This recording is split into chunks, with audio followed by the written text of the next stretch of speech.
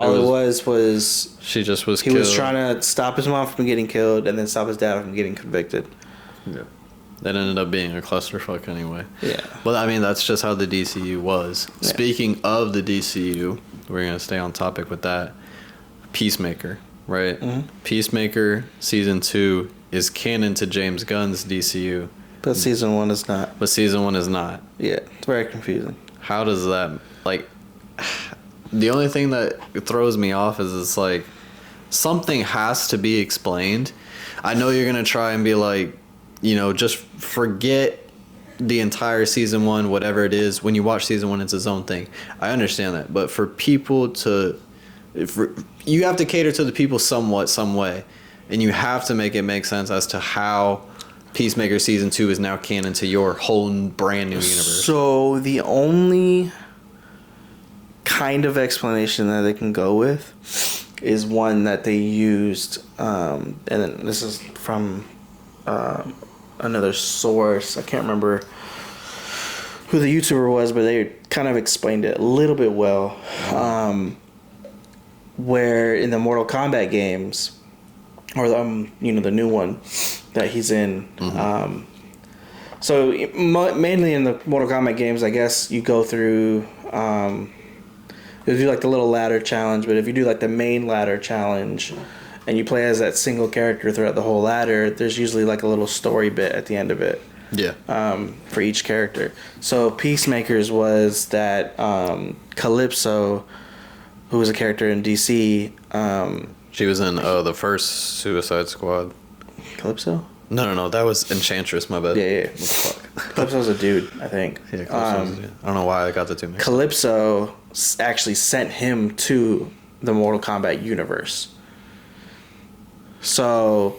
Wait, so fucking Season 2 is gonna have the Mortal Kombat universe? That would be pretty fine to explain though, because they're under the same property. They're both Warner Brothers. Yeah, that would be kind of nice to add video game, aspects to like it. Lore, video game lore, but then that's the thing too. Is like if they throw in video game lore, it opens up a can of worms a little bit.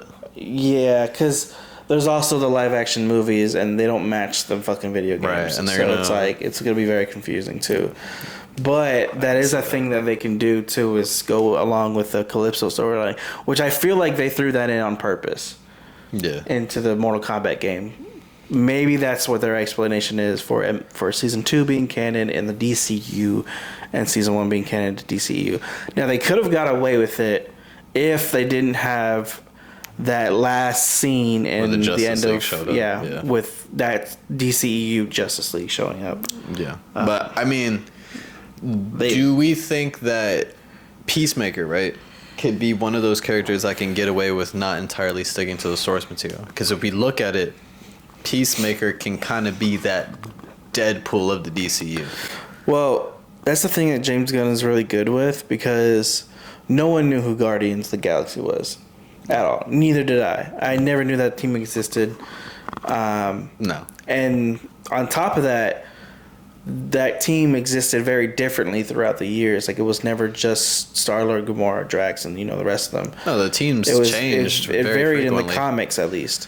Yeah. But like, again, I'd never heard of them until they came out in the MCU. And James Gunn's really good with bringing small characters into the limelight, and he did the same thing with the Suicide Squad movie, with taking small characters you've probably never heard of and kind of bringing them into the spotlight and making them likable characters. Like, I never knew who Peacemaker was. Nope. I never knew who Bloodsport was. I didn't know who Bloodsport. I mean, the only character that anybody recognized was Harley Quinn. Yeah. And then like other characters like Polka Dot Man. I didn't even know that was a real person. The Weasel.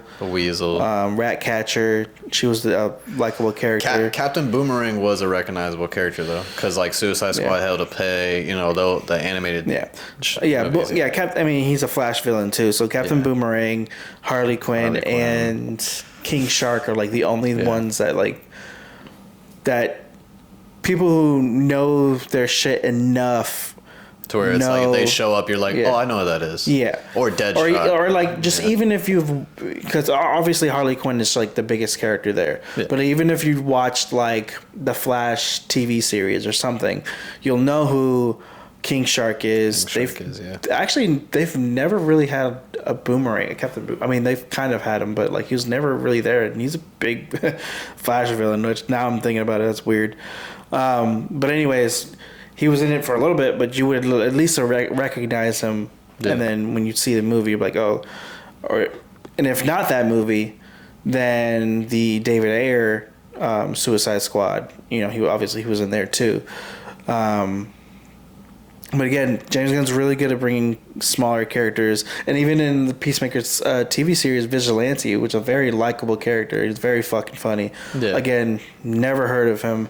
There was a version of him in the Arrow TV series, but he was much more serious, and you know, obviously, and then it fit more of that universe. But in this one, it's like a different tone. He's a completely different person, super psychotic, hilarious, a very likable character. But yeah, he's very good with bringing smaller characters into the mix and making them shine. So I think I trust him with like certain characters that we haven't seen yet, but also giving them like a meaningful purpose to be. Which is where like I'm very excited for the DCU, because if he's able to do it with small characters and make them interesting, imagine what he's doing for Superman. And also being able to write multiple characters to then be also interesting and also part of the story equally. Yeah. Like if he's able to do that, you just working with one of the biggest superheroes in the world, arguably the biggest superhero. Yes, the staple of other superheroes. Yeah. There's nothing but like positive things you could think about what he can do, right? Because for somebody as big as Superman, it's like if you can mess up certain characters, right? You can mess up like Madam Webs or shit like that, like characters of that stature you can mess up. But if you mess up something as big as Superman or as big as Batman or something along those lines, any of the main Justice League characters, if you mess that up, then you know you did something wrong with sticking to the source material, writing that character, and also understanding that character before you even put pen to paper. Yeah. So I think for James Gunn, you can look at his track record and really see that okay, he was trusted 100% in the MCU.